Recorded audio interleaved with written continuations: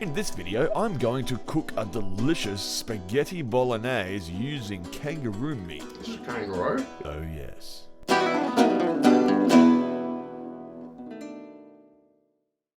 So first you're going to want to get some kangaroo meat and mince it up. Now you can buy kangaroo pre-minced meat from pretty much any supermarket in Australia and most butchers, well some butchers anyway, any butcher worth his salt, but honestly I prefer to get my hands on some good cuts and shred it myself. Typically I find that it's a little bit finer and you get, it's just tastier because it's the better part of the animal. Also, I was just gifted this badass meat mincer from my uncle, shout out to Uncle Fritz, and I've been having way too much fun with it, so I wanted to put it in a video. There's something really, really satisfying about grinding your own meat. That maybe it's just me, I don't know. If you do end up grinding it, run it through twice. That'll push out any chunks that weren't there and just make it a lot finer. Remember though that kangaroo is quite fat free, significantly less fat, something like 90 or 95% less than beef. So if you are making burgers or anything, then you're going to want to add some fat to that and other things. But for bolognese, you just want that fucking lean muscle, baby. Oh yeah. Heat up some olive oil and add some capsicum and a brown onion. Now I like to bulk out my bolognese with zucchini, carrot, and a bit of spinach even, just to add some flavor and nutrients to it. Didn't have any carrot this time, but I still had the zucchini and some baby spinach, baby. After the onion's slightly brown, add your meat and cook that shit too, dog.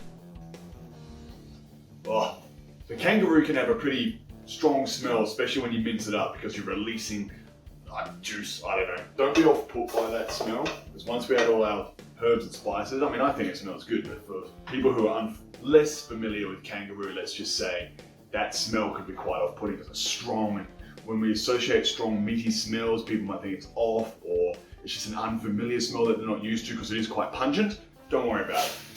Once cooked, a lot of that will go away. Once we add all our tomatoes and everything into this, that smell's not going to be there anymore, and you're going to be left with a delicious flavor.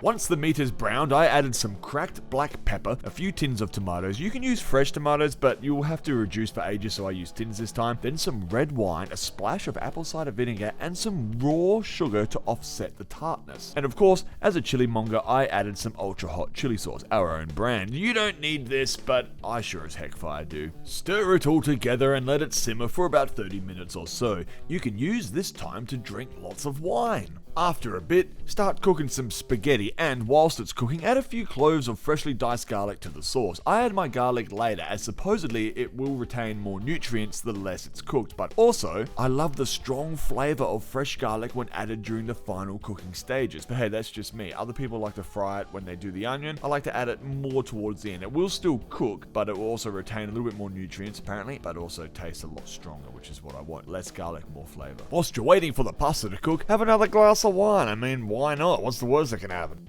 Once the pasta's cooked, it's bloody go time, so chuck on your bolognese sauce and top with freshly grated parmesan. Now don't buy any of that pre-shredded shit. You're better than that. You deserve better than that. And once done, top with some fresh basil.